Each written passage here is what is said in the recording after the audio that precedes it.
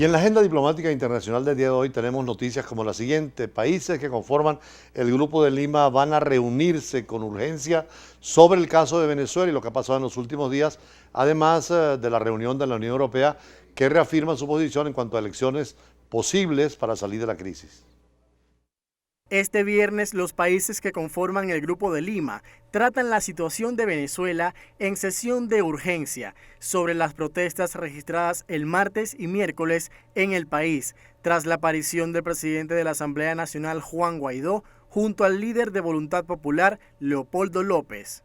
A propósito de la discusión, el canciller colombiano Carlos Holmes Trujillo publicó un video en su cuenta de Twitter en el cual asegura que el gobierno de Iván Duque llevará a la reunión una serie de propuestas que enmarquen nuevas acciones diplomáticas sobre Venezuela. Este grupo tomó la decisión de declararse en sesión permanente para estar atentos a la evolución de los acontecimientos en Venezuela. Colombia lleva una serie de propuestas muy robustas, cuyo propósito es fortalecer aún más la acción del Grupo de Lima. Por otro lado, la Unión Europea, a través del Grupo de Contacto Internacional sobre Venezuela, ratificó este viernes lo que a su juicio es una firme posición en apoyo a una solución pacífica a la situación política que atraviesa el país petrolero. Difícil la situación de lo que pasa en Washington, porque Estados Unidos reconoce como embajador al embajador de Guaidó, a Carlos Vecchio, pero además la embajada sigue ocupada por norteamericanos que no la quieren entregar. Dentro de la diplomacia bilateral, quien da la legitimidad es el Estado que reconoce, por decir que Estado que reconoce a Guaidó como jefe de Estado y otros a Maduro, y cada uno pues tienen su protección diplomática definida, pero en el caso de Washington, la Cancillería de Venezuela exige a los Estados Unidos proteger la embajada en Washington. Es un tema muy conflictivo y muy difícil que no preveía la propia Convención de Viena de 1961, pero que son cosas que están pasando en los momentos.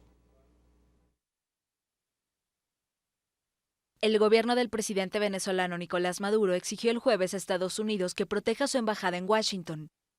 El canciller Jorge Arreaza pidió en Twitter que el Departamento de Estado estadounidense cumpla su obligación como signatario de la Convención de Viena sobre Relaciones Diplomáticas y proteja el edificio de la antigua Embajada de Venezuela en Washington. La petición ocurre luego de que un grupo de venezolanos opositores atacara a individuos que querían introducir comida en el edificio, donde permanecen activistas que apoyan a Maduro e impiden la entrada de la delegación designada por el opositor Juan Guaidó, reconocido como presidente interino por más de 50 países, incluido Estados Unidos. La policía estadounidense arrestó el jueves a 5 personas. 3 eran activistas estadounidenses que apoyan a Maduro y 2 venezolanos ofuscados que los atacaron. Maduro anunció el pasado 23 de enero la ruptura de relaciones con Estados Unidos, luego de que el gobierno de Donald Trump reconociera al jefe del Parlamento de mayoría opositora, Guaidó, como presidente interino. El mandatario venezolano ordenó además el cierre de la Embajada de Venezuela en Washington y de todos los consulados en territorio estadounidense. Esta tarde entrevistamos a un miembro de la comunidad armenia venezolano, recordando lo que fue 104 años del genocidio para ellos que no reconocen algunos estados, entre ellos Turquía, el genocidio armenio, el primer genocidio de la historia, como lo decía él. Pero es que también Israel recuerda en estos días el genocidio judío en la Segunda Guerra Mundial. El armenio fue en 1915 hasta el 22-23, en que muchos armenios salieron, pero que, como él decía, hoy tienen un territorio, una población y un gobierno con la Armenia independiente y soberana. Y los judíos pues tienen su Israel también con su población, gobierno y como territorio, además de la posibilidad de llegar a acuerdos con el mundo árabe para vivir en paz y con armonía, sobre todo en el tema de Palestina. Pero vimos cómo los judíos en el mundo recordaron la masacre de los 6 millones del Holocausto en 1945. Inmóviles y en silencio.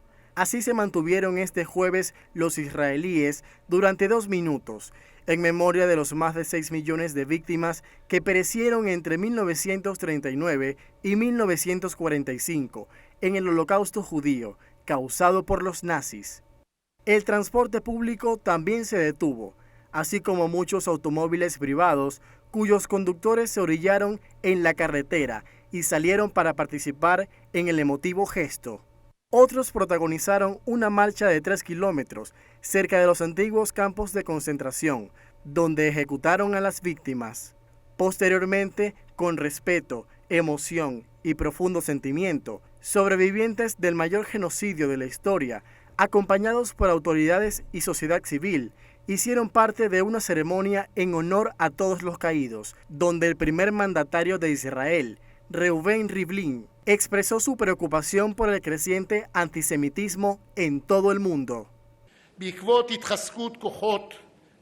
Con el surgimiento de las fuerzas neofascistas y antisemitas radicales, podríamos encontrarnos en una situación en la que importantes aliados europeos tuvieran gobiernos que incluyan elementos antisemitas o, Dios no lo quiera, estuvieran encabezados por líderes antisemitas.